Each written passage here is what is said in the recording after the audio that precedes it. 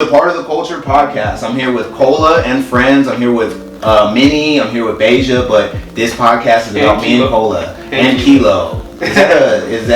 So Cola, go ahead and introduce yourself and we'll get into the fun. Hey everybody, my name's Cola.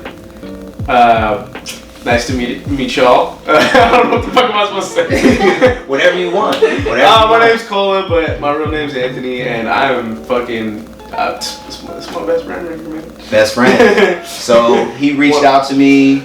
I want to definitely get into how we met. It was on some super fluke stuff, but I do want to pass the mic around and let everyone introduce themselves. We have a little room full of people.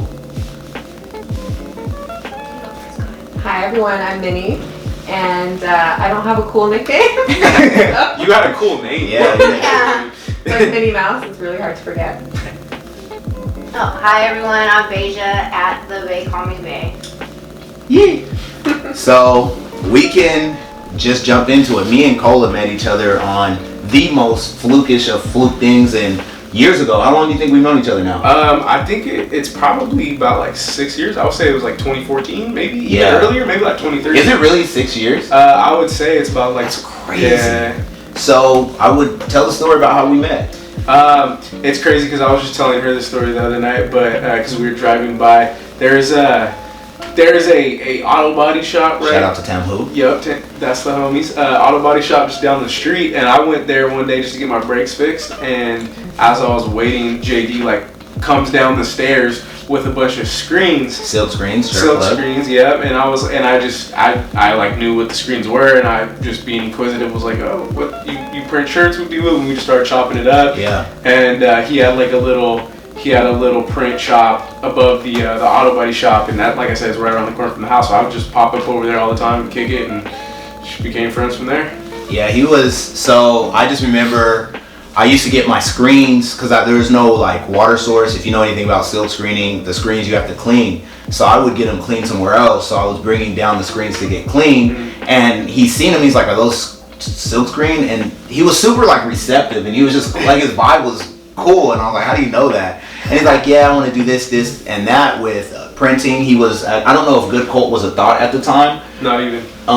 But he knew about screen printing, and so like I think did I show you the shop right away? Yeah, I think we went upstairs because I had time to kill and you had time to kill. Yeah, so I showed him my screen print shop. I think that was one of my second shops, and literally like he was just so cool that we just stayed friends. And anytime he was getting his car fixed by my landlord downstairs, he would just stop in and chop it up. And then I met his friend Uki, and then we just became we just were friends, and they met me at the time of the beginning of my personal development, and they were interested in personal development, and so I think like Gary Vee was new to the scene. Yeah. Ty Lopez was like big. Yeah. So we would talk like business talk, and we would talk about art, and Cola does music. Uki was like, I don't want to say it was the beginning, but Uki was doing video. Right. So Uki's not here. He should have been here. But that was kind of the beginning of our relationship. We've just been friends ever since. Transitioning, I just really wanted. So Cola's always had a dream to do music. I feel like I'm just speaking for him. Is that true? Yeah. So, and you've been putting out major work recently. I've been seeing the videos. I've been seeing everything that's going on. Yeah. Tell me a little bit about that side of yourself, the music side, and where's it come from? I like to make music. I like to do creative shit. I've always made music like since I was in high school. Yeah. And I don't know. That's just what I like to do. Why are you so passionate about it? Honestly, it's because I'm obsessively compulsive, and that's my. I was thinking about this the other day. I feel like that's my like outlet for those things. Yeah. I'm just like, I've always been super creative. Before I made music, when I was young, I would like do a lot of drawing or any kind of like project, or if it was like I would like make puzzles and shit, or read like long ass books, just anything that I could like obsess about for short periods of time, and just kind of like just grind it out and then move on to something else that's creative, and then music, and I've always loved music. For sure. It's just like I've been a fan, and so yeah. Anyway. We talked even before like about the value aspect. So anyone listening that wants to do music, what is one thing you would tell people to do more of in this music industry, and what is one thing you would tell people to do less of in the music industry? That's hard to say. I feel like it's situational based on everyone and like where they're at. And plus, like, I don't feel like I've really achieved a level of success where I'm in a place to like really know the answer to that. But I mean, from my own personal journey and my experience, like one thing that like I've learned as of late is the importance of consistency. Wow. And I think that that's something I've lacked in other areas of my life as well, but specifically in releasing music and like presenting myself as an artist. And that's what I've been working on as of late, is just like being more consistent and not being obsessed with trying to be perfect. Yeah. Because you can't. And so fuck it. Just can I swear? You can swear. It's rated on iTunes. I put like explicit. Triple X. Fucking yeah. My nipples are out if you guys are listening at home. That was a joke. Yeah, dude, just be consistent. Sometimes it's more about being efficient than it is about being special. Cause like especially when you're a musician and an artist, you think like everything you do is like the greatest thing ever and it's like a fucking masterpiece. Yeah. Which like shit, maybe it can be, maybe it is or whatever, but like that's not for you to decide. Like you gotta put it out and let the people decide that, and they're never gonna have a chance to decide that if you don't put it out. And so yeah, I agree with that. I talk to Minni all the time because I'm a one take type dude. Yeah, maybe 2 takes. That's it. And so I come from I'm more volume. Mm-hmm. You know, I'll do the podcast, I'll do the one take, because I just believe in volume. I like the process more than even the product, because in today's time, like in 2 weeks, no one's gonna even remember that I put all this work in. I might not even remember. So for someone, I'm more like one take. I'll let Minni take over the mic. Why are you so not one take? Why are you more of a perfectionist, Minni? So I'm a true believer in content, but I also it's not that I believe in perfection. I just like things to look a certain way, and that's what I expect from other people and other things around me, you know? Like I want, like the first thing I noticed, for example, when I came into your room, I can tell so much about you. You like art, you like film, you like comics. Comics, you know what I mean? Like I love that I'm able to see those things and everything's so organized. Like I can tell a lot about you. And I did have a question for you though about your music. Okay. So how is it being an independent artist? Mm-hmm. And do you feel like you want to remain an independent artist? Honestly, I feel like in today's age, everyone, like most people are independent artists at this point. And I feel like because of social media and all the like online platforms, it's just like you don't have to wait around to get signed or anything. So I do like it, but like one thing that I feel like I would like more of is like marketing and promoting resources that are unavailable to me because of my network or because of where I'm at. So like in that sense, it would be super cool to like partner with a major label or some type of entity that can offer some of the shit that I lack. But as far as like creating the music and like and as well as like the visual content, like I don't really feel like I want any assistance with that. I like to do that shit myself. Yeah. And within my team. I think nowadays it is like you said easier, right? Because of technology and social media. Mm-hmm. But also it's the beauty of it, I think, in terms of making money, is that you're direct to consumer. You can speak to your audience now. For sure. So I think I'm tying this into what you said about consistency. Yeah. Like when you're consistently putting out content, you're like developing this relationship with your fans. Yeah. Right? And those fans are the ones that are going to support you at the end of the day. So definitely. You're cutting out the middleman. Yeah, exactly. And that's like the coolest part about like how you asked like how do you like being independent. That's the coolest part about it is because you're direct to fan. And to your point, because you're like one taker and you're like about not perfectionism but like about detail and whatnot. Right. And I feel like by nature I'm more like you. Mm-hmm. Like I'm super like I pay a lot of attention to like detail and aesthetic. Mm-hmm. And like in the old me, I will fucking obsess over the smallest details till I get them to what I feel is right. But I think that there's a part of diminishing returns. Mm-hmm. And so what I'm working on now is having that balance of being a perfectionist and also one taker. And so like the way that I do that, like I used to, like if I was trying to get a verse, I used to record that shit over and over again until I felt like I got the whole thing right. Mm-hmm. Now I just record like 5 of them, and then I listen through them and I take the parts of the ones. So like before, the process would take me like, I don't know, let's just say an hour to do a verse, but now I can do it in like 15 minutes, but I still get to be perfect. I still get like in my mind, oh, this is perfect because I took a little bit from each of my take. If that makes sense. Yeah, and to be fair, like he is definitely best of both worlds, because I watch this man like obsess over everything and take like hours into the music, but you can see that he's like consistently making content, which means that all hours of the day, like this man is in here, like in the lab, looking through things and picking on things, because he still picks at things, and he'll be like, oh yeah, I try to be like a one take person. I don't think he'll ever be a one take person. He's very much so a perfectionist, like to a flaw. Like this man is a perfectionist. But that just goes to show, like if he's putting out all this content, you can just picture like hours and hours and hours just locked away in his room, like you think he's dead, he's not answering his phone, he's not answering his text. Like this man is on the couch, like mixing his stuff, working on his stuff constantly.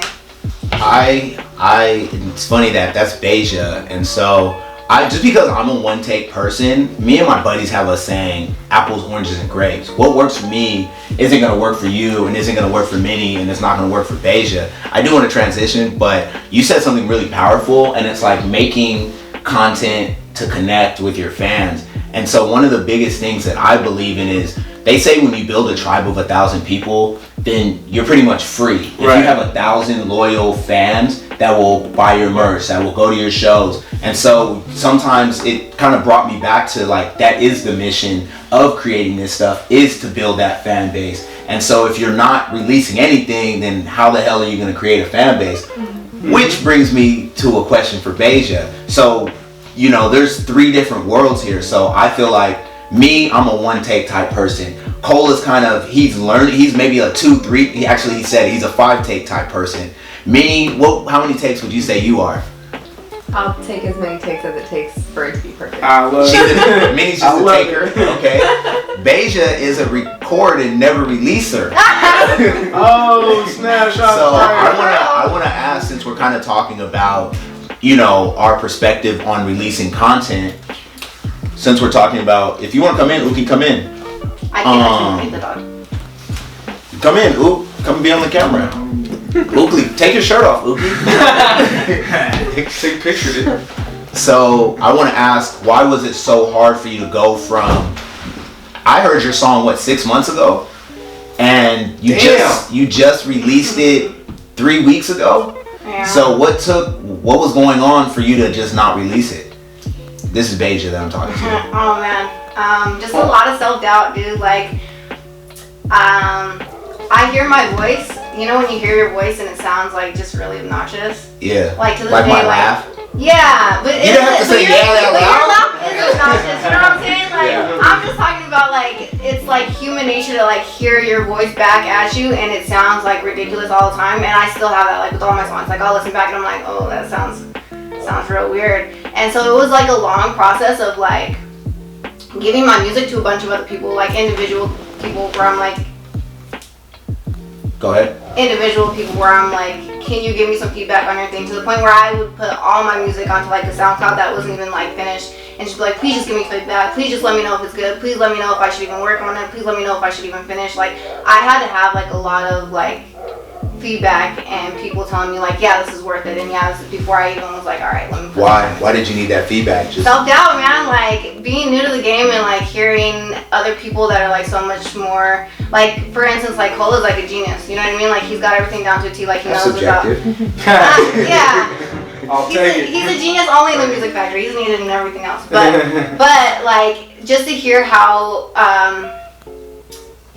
much he can do and to hear how experienced he is in the music world, and then try and come into it new, like as a newbie, and have him like as a mentor, as somebody who's working with me. It's super like in the shadow kind of thing. It's super like it's scary. So I was like, you know, it's just a lot of self-doubt constantly. Yeah, I would say that like it's cool watching her like over, you know, starting, because the first time you recorded was what, 6 months ago pretty much, right? Mm-hmm. That was like the first time she recorded, and I remember when I first started recording, like just how like that new process and not knowing what to do, and like if I sound good and like hating your voice. And dude, like becoming a recording artist is such a journey. Like anything, like becoming a basketball player, becoming like a professional chef. Why'd you look me in my eyes when you said basketball player? I feel like I'm looking away to make it. No, I'm playing. But like, but fuck.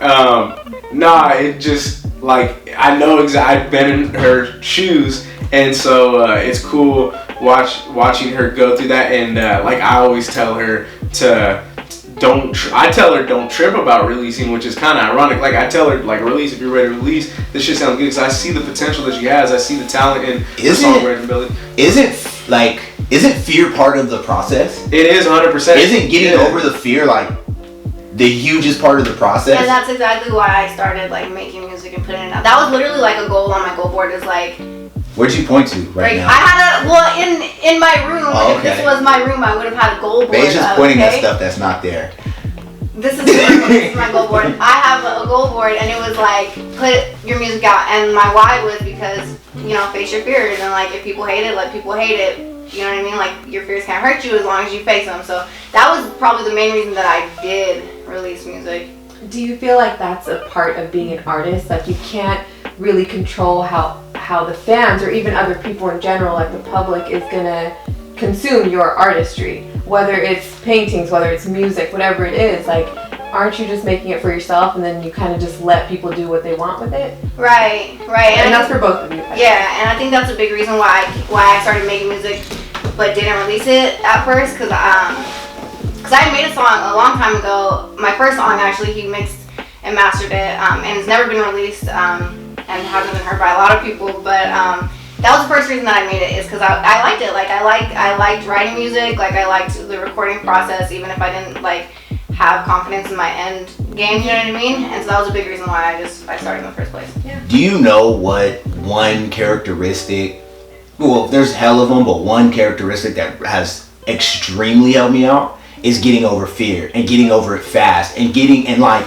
just seeing what's gonna happen, because I'm now in so many, like, I asked Minnie, how many times have I told you that I'm very uncomfortable with what's going on in my life? Because I went from, 6 years ago I had a little screen print shop, all I did was make shirts. Right. Fast forward 6 years, I make shirts, I can make music, I have a podcast, I wrote books, I do seminars, I have a job. Like, so much has changed in the last 6 years for everyone in this room, but it's uncomfortable to the point now where I'm able to get uncomfortable much faster, to where it's like, I've never done a 4-person podcast where the girl that I'm dating, my best friend, no one knows what Beija is in this situation. She just showed up unannounced. She just showed up. and sleep on the couch here sometimes. And so, to where it was like, yo, why don't you guys just sit on the bed? Me and Cola will turn this futon around. Yeah. Let's let the dog just roam around. Let's get the cameras out. We did an intro video, and let's rock out. I've never done this. Do you know how uncomfortable that is? Yeah. You feel me? Like I have, she's never done a podcast with me. I was at work. I was like, let me get her. She wants to be more involved in my process. Right. Like, let me, and I keep telling her that the fun is in the randomness. Like, you think in your mind, you're like, you probably like in your mind, like, oh, it's going to be super official. We're going to sit here. He's going to ask me questions, but it's turned into something else. But to just end on what I'm saying, me being able to get over my fear faster is leading to my success faster. I could tell you guys a story, but I'm not, because I tell long ass stories. But maybe I'll tell it after I give everyone a chance to talk. Yeah. And that's why I have so much respect for like artists, because it's like you make yourself so vulnerable to be able to put yourself out there. And there's a lot of people like that are like amazing artists that don't put themselves out there and just have zero progress. I have a homegirl, shout out Itzy. She just started painting. She had started painting within like a couple months. She was already like doing, like selling her work and getting super big off her work, and just like I just watched her like excel in a matter of like 6 months.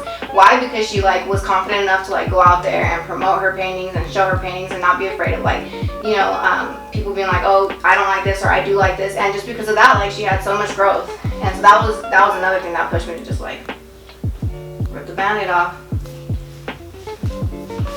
So yeah, and then we can even, I really liked, so far for me, the things that I've taken or we're really doing this for our fans. I do it, you know, the one reason I really do it is because it's a healthy way to use my energy, and I feel like it benefits other people. So before, nothing wrong with smoking weed, nothing wrong with drinking. If that's not, like, for some people it's a stumbling block, for some people it's not. But this is my drug, you know. And so sometimes, like I do this podcast, like, I don't care if it's the perfect shot, I don't care if it's the perfect audio, I don't care. I just like being able to sit in a room with people that I love and create dope shit, and then it's gonna like, my audience is gonna meet Cola and Beija and Minni, and her audience is gonna meet and then it builds our tribe, and then it leads to, and I like, you know, so I like doing it for the fans. I like, because it's better than doing drugs, and there's something to show. My mom can be proud of this. For sure. My friends can be proud of this. People want to be part of this. Like, you know, it's such a healthy habit, and that's why I like it. That was one of the coolest things that I experienced, was when we went to your seminar and I met your mom for the first time, and she was just like hella proud of you. Like we just had a conversation actually I had a conversation with her before I knew it was your mom. Wow. And we were just like, yeah, this is so cool. Like, were you hitting on her before you knew your mom? We gotta get these questions out. No, man, come on. Hey, don't give me. So you wouldn't hit on my mom? No. I know. You put me. No, I don't want to. Back against the wall. I don't want to take away from what you're saying, but you were talking about. I love conversation with my mother. That's why I fuck with you. We were just talking about the event and how cool it was that something like that existed, and and then like after, you're like, oh, this is my mom. I was like, oh shit, and then we started talking further, but she was like genuinely just proud of what you were doing, and also was taking like a lot of value from the event, which was obviously the point of it. But I was like, man, that's fucking cool. So we talked a little bit about, like, you just mentioned adding value, but do you feel like, and we talked about how music is your passion, and you're just a creative person in general. Right. So with music, what do you want to do with it? Like, where do you want to go with it? I'm trying to go everywhere. I want to be able to tour the nation as well as the world. And that was a goal of mine, like, even before I was making music. I just always felt like I wanted to go see the world and do shit, and I feel like music is the perfect vehicle to do that. Right. So yeah, as far as like where I want to go in a physical, like literal sense, I want to be able to tour with it and go as many places as possible. Are you on streaming platforms right now? I am. Which ones? All of them. Deezer. I'm on fucking Deezer. and Napster and shit. No, obviously I'm on like Google Play and Spotify, Apple, SoundCloud. Tidal? Are you on Tidal? I'm on Tidal. Okay, so can we talk a little bit about money? Yeah, dude. So when it comes to streaming, how do you feel about streaming? How do you feel about streaming versus like putting out an album and trying to sell the album directly to your fans? Like physical? And like a physical copy of an album? Or both. I would say both. Versus, are you saying like like iTunes album, like, right? Or are you saying like a Rasputin album? Okay, so I guess where I'm going with this is that I think as an artist, right, you have to get creative in different ways, especially with how you're reaching your fan base. So in my mind, just knowing people who are artists and knowing people who are musicians, a lot of them can't rely on streaming music in terms of making money, right? Gotcha. Because on Tidal, for example, you have to have like 100,000 plays to make $1,200. Yeah. Something crazy like that. Right. Pretty close. And on Spotify, it's a way lower, right? No, well, so basically, that's funny you asked, because I did the math. I did like some fucking math shit, and that doesn't make any sense. It made perfect sense. And basically, on the top 4 streaming platforms, so Apple Music, Spotify, Google Play, and Amazon. Okay.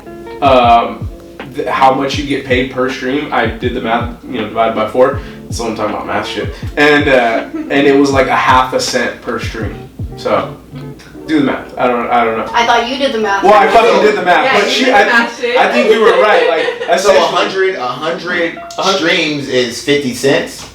or it's $50, or it's 20. What is that? Do the math. No, she's pretty close. She's pretty close. In order to get like a band like $1,000, it is about 100,000 streams. No, it might be 1 million. I don't know. So, I don't fucking know. know. No, it's 100,000. Yeah, if you get 100,000 streams, you get in the check. In that ballpark. Yeah. So when I talked about an album, Right. I meant like, okay, for example, you can put out an album and it's like $9.99 on Apple Music. Got you. But because you're direct to consumer and your fans love you, they can go to your website directly and you can send them a physical copy of your your CD or whatever you come out with, right, of your album, and like include photos and include like personalized content for your fans and sell that for like $25 each. So then all it takes is 50 fans to make the same amount of money that you would have made for 100,000 like plays on Tidal. Yeah. That's amazing. No, I mean for sure, and I think that's why like merchandising and shit is so important. I don't really know about a CD. Like my laptop doesn't even have a CD, and like hell, you know what I'm saying. But like right, like I don't have a CD, or like a lot of cars don't have CD. But like to your point, it could be a lot of like the most. Maybe you send merch, right? Yeah, or even like the most from what I understand, like the most popular physical form of music today is vinyl again. Because it has, you know, or some people do like cassettes or whatever. So like I mean you're gonna obviously make a higher margin on your if you sell a fucking tape or a CD and you mark it up whatever. That's what I meant by getting creative, right? And like going straight to your consumers, for sure, your fans. Yeah, I think no, that's a good point, and like that's why, like you said, I think you gotta get creative with it. But if you're fucking getting streams too, you know, get it all, right? I say get all the money. Yeah. And so we spoke on something. You were saying about how you went to my seminar. Yeah. I personally feel like we live in a time where you take the ball and you put the ball in your court. Like I refuse to.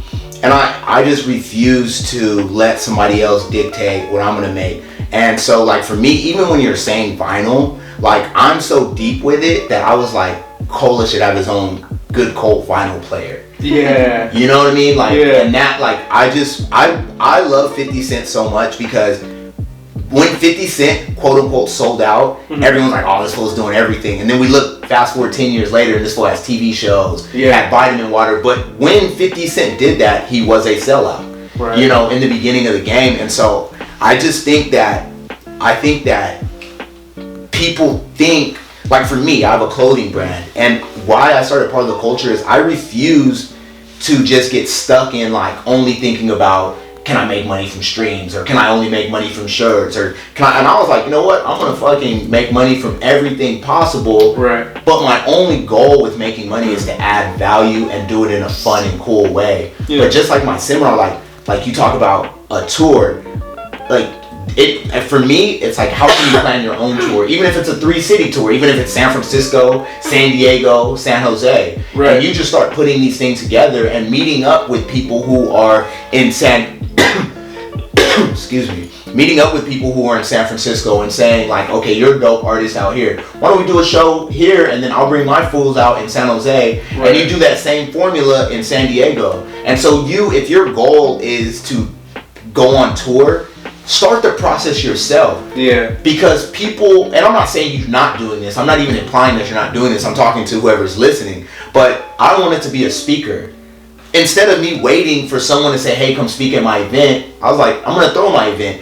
On that caveat, me and my business partner, Shereen, we just planned out. We just got approval for, I'm going to do a seminar March 8th. So in about a little more than 30 days. Mm-hmm. But I'm not waiting. If I would have waited for someone to say, hey, come speak for me. Yeah, you'd be waiting forever. Forever. So it's like, I have I just did a post on Instagram, part of the culture. And it's like, sometimes you have to put yourself on. I think when you can marry your passion and making money, then you've won in life. And I think that deep down, that's literally what everybody's goal and dream is. Yeah. And so I think that, I don't know. I think like from my personal experience, I've actually had periods of life where I was just creating and not making any money. Yeah. And it's cool because you know you get to be creative, but it also fucking sucks because you're broke and that shit sucks. And then I've had periods of life where I was making like good money where I didn't have to worry about shit and the money was coming in, but I didn't have enough time to do the creative shit, and I had to ask myself, like, I'm making good money. If I wanted to, I could do this for the rest of my life and live a comfortable life, but would I be happy in 5, 10, 20, 30 years? And so the answer is no. And so now I'm trying to find the perfect, I just think everything comes in seasons. Sometimes you have to go into a creative season, and sometimes you have to go into a hustle season, and I think like it's a duality thing, and eventually you need both of them. I think that we really live in one of the best times. I know every generation thinks that they live in the best time. Yeah, that's fucked up. I really think that we do, because we have all these outlets for all types of people from all types of backgrounds to let out their creativity. Yes. And I think with people like who are artists like you and Beija, I think and JD and JD, who is a creative. I think that I've made songs. He has made songs. The shirt plug. You made one song. And it slaps though. That shit slaps. It's R&B. I get it. You're going down that way. Okay, so I lost my train of thought now. But Thanks, JD. oh, You're talking about as really creative good. people. As creative people, yeah, no, I forgot. It'll click. But I did want to mention that JD earlier tagged me in one of your posts. Oh. And I remember, okay, so this is what I read in one of your photos. You said, not only do I do rap, but I make beats too. And mix and master it all. I also distribute it myself and built my website. Pretty sure I manage myself too. And then somewhere down the line you put, if you need anything, I'm here for you, I got you. Yeah. And so I mentioned this because we're talking about money, right? Yes. Do you feel like because you've learned all these skills and you have all these different talents that you're willing to share this with other people? And if you are truly willing to share this knowledge, how do you plan on doing that? Well, I have mixed people's shit, and I have mastered people's stuff and produced for people, and I like to do it, but I don't think that my best way of being of service is to do those things for people, because millions of other people could do that shit and like 10 times better than me too. So I don't think that's. I think that the way that I could share, because what you said, how can I share this? Yeah. So the reason why I asked this question is because there's websites online like Skillshare Or like Fiverr. Where exactly, where you can make an online course and have people pay you to teach you these things. Yeah.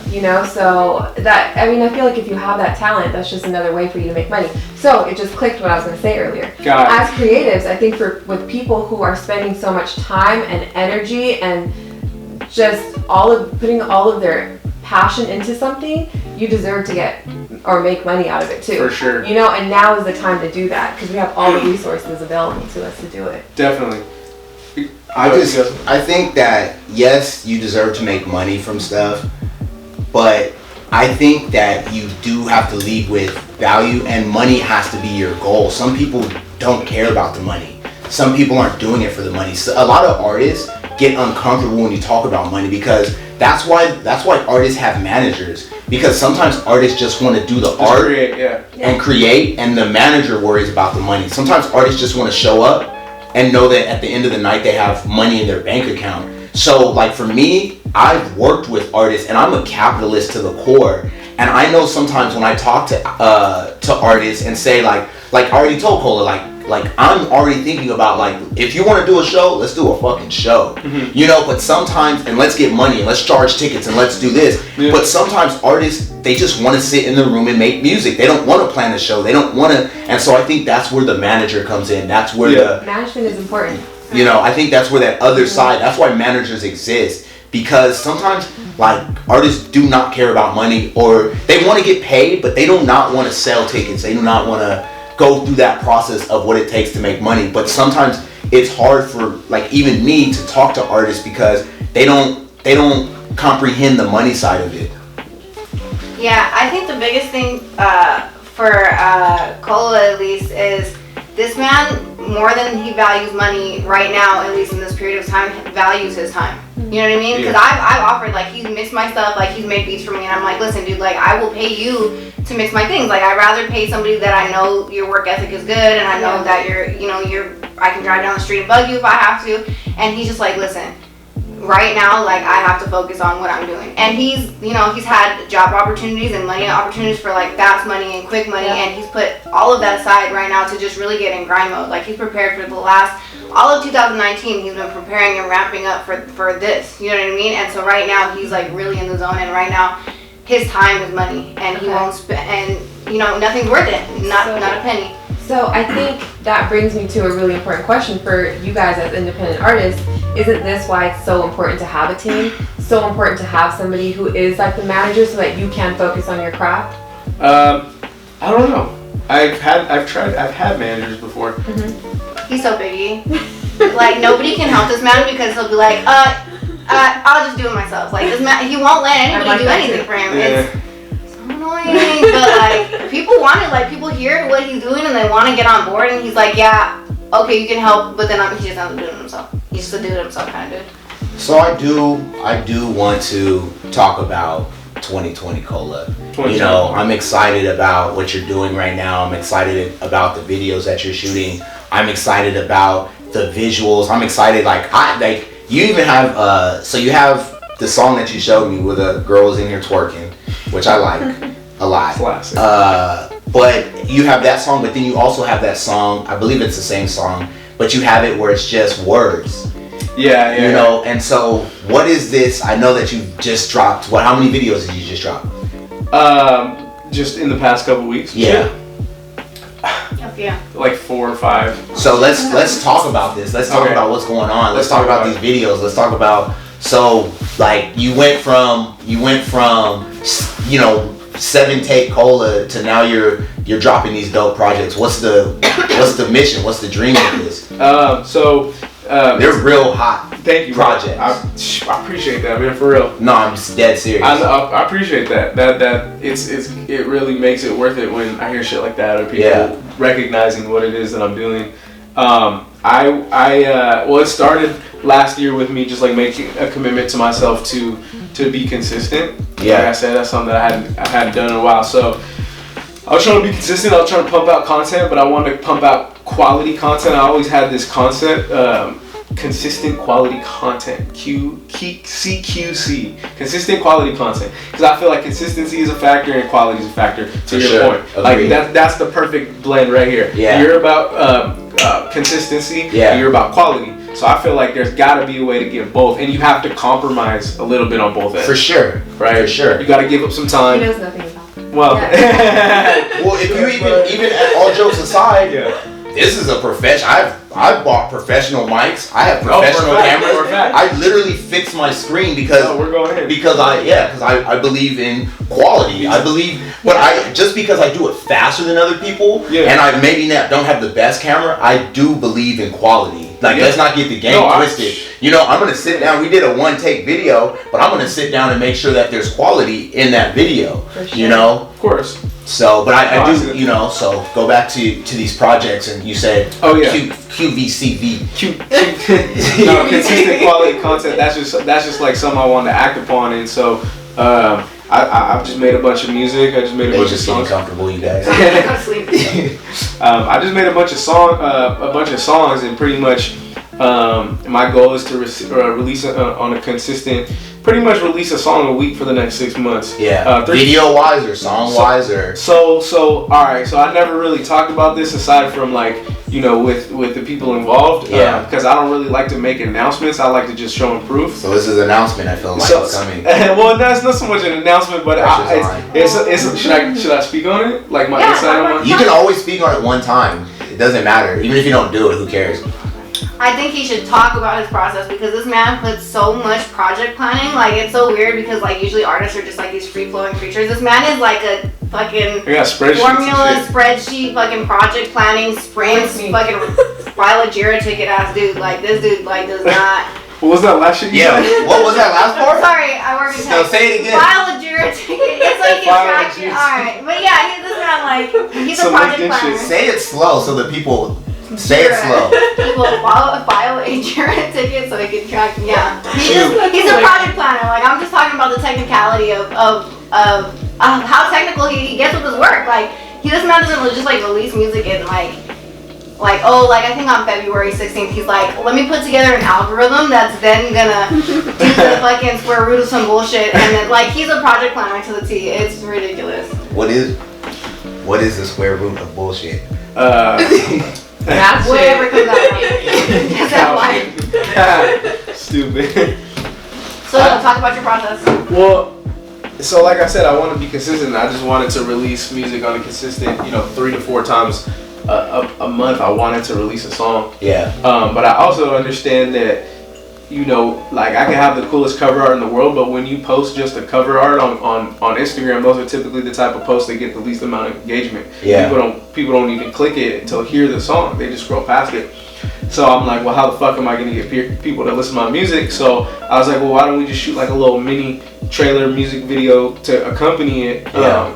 And so that's what we've been doing. So those videos that you've been seeing on Instagram, they're not full videos. Oh. Yeah, they're not even full videos. We literally just shoot a minute to 30 seconds to a minute of the song, but we, go do something creative and I perform parts of it, or we just get random B-roll and then we just chop it up and because the concept behind it is that people will see this visual content, they'll be interested in it, and then naturally they'll tap it to turn the sound on, and then they'll hear the song and hopefully they like the song, and then they'll go to the link and that'll drive them to the streaming platforms. So essentially that's what I said. I was like, okay, we're gonna drop a song a week, three times a month, and on the fourth week we'll drop a music video.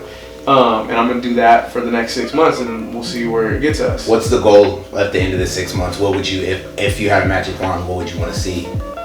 I would like to see. Well, one, I will see a catalog of 20 songs. Yeah. Which, to your point, if I'm getting 100,000 streams on all those, and that's 20 right there. That's 1,000. That's 20. 20K. Like I'm just trying to build a catalog, because the more volume, to your point, the more volume I have, the more chances I have to make a larger amount of money as far as on the financial side of things. But more importantly, I want to just put music out and just reintroduce myself to the world as an artist, and hopefully, kind of show people and prove to them that I do take this seriously, and hopefully they'll take me seriously as well as an artist. Yeah. And be willing to listen to my music, show up at a show, buy a fucking shirt, or just come. I just want them to enjoy the music in the end of the day, because I like she said, I sit here and I make these songs and I fucking listen to them, and then I go listen to them in my headphones when I take Kilo to the dog park. I drive around, listen to the mixes and shit. I listen to them 100 times. Can we make a song after this podcast for the promo video? Sure. Like a quick one? Just I like was a working on freestyle? something before, yeah. Can we make a freestyle? So I'm gonna do the promo video for this, and if Cola does, I'm a mister, I already told you I'm one take, but we'll just freestyle a podcast flow. I'm fucking down, dude. And then, we'll get everybody on it. Beija's gonna be on it, we'll have Minni on it.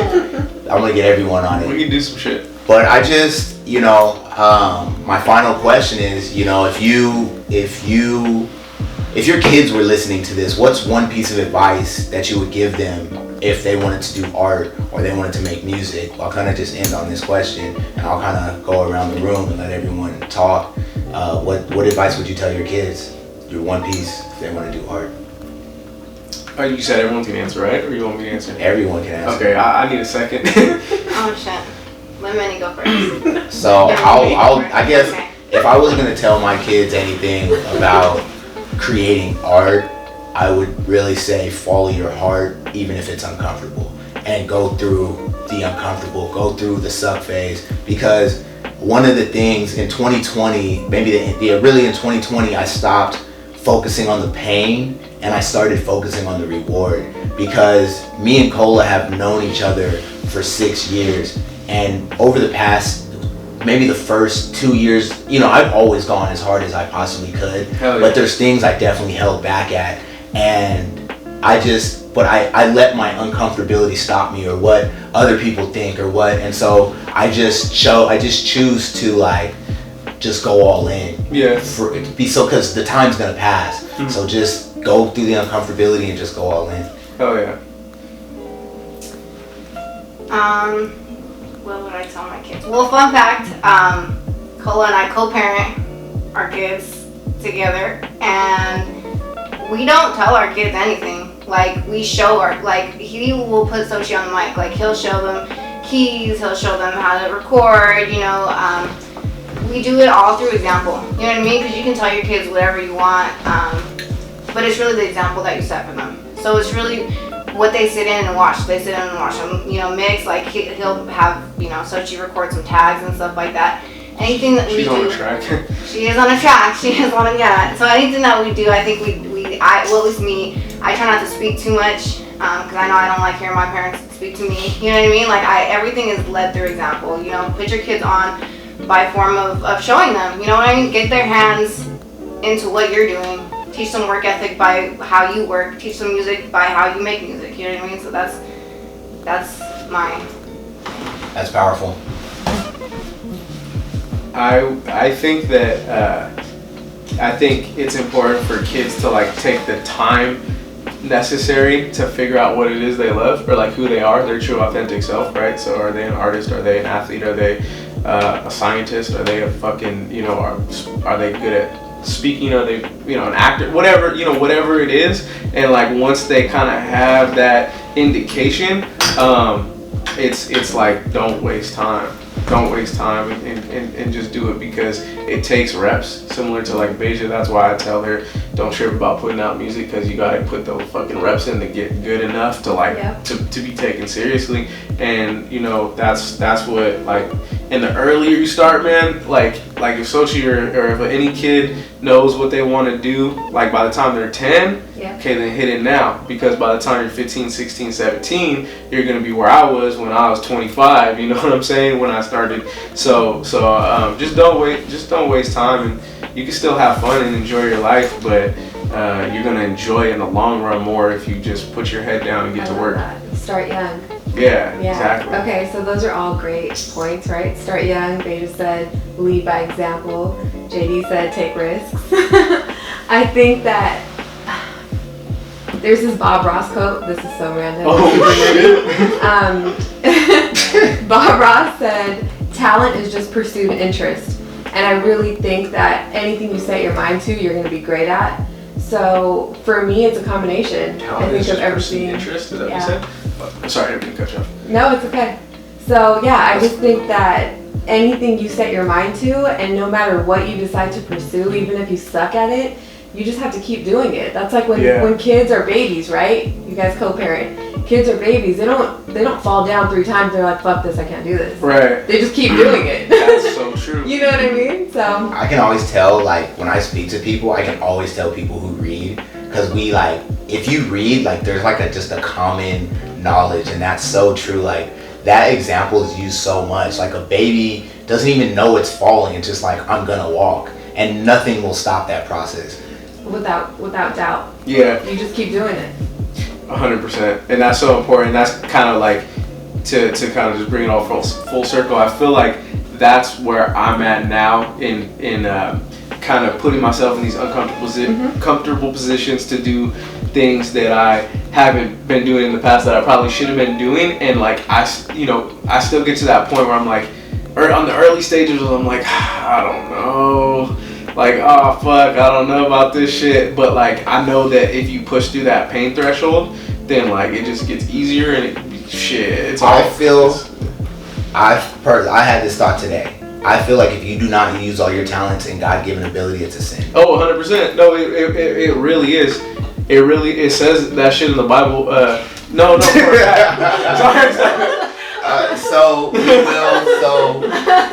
It does say that shit in the Bible. No, he said because it's like when you put a bowl over a lamp. It says it in the Bible? Yeah, no, straight up.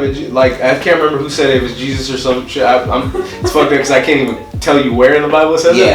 But because my mom used to tell me that all the time when I was growing up. I'm gonna look it up. It'll be in our song. My mom would always quote Nelson Mandela. And when growing up, she would say, this is what he said: "Who are you to not use your God-given talents?" For sure. And it says in the Bible, if you don't use your God-given talents and the blessings that He gives you, it's like you're a lamp with a candle and you're putting a bowl over it. You gotta let your light shine. So anyway, I don't mean to fuck you off on tangent, but yeah, I'm not gonna share that story. I just want to let everyone know how can they find you, Cola? Full name Cola. Cola. I changed. Yeah, like that's it's full name Cola on Instagram. So FULLNAME COLA. So full name Cola. You can find them on Instagram. You can find them on Spotify. It's all one word. Beija, how can they find you? It's the Bay. Call me Bay. So TheBayMeBae on Instagram, and then my music is released under the name Bae. So BAE space MADE and Spotify. She's got hits. She has a really good song. So make sure you go listen to her. And Minnie, how can they find you? You can find me on Venmo. It's at. I love it. Fire. So this is the Part of the Culture podcast. You can find me on Instagram. It's just Part of the Culture, spelled normal. It's a corporation, so you can't take my name now. LLC. That just happened this week. So shout out to everybody who supported me, because your money made it happen. Nigga, I'm rich, nigga. You guys have a blessed evening. Don't let the bowl go over your candle. Let that light shine. Thank you, Cola. Let's make good music and let's have fun. Listen for that track that we're about to release right now. Hell yeah.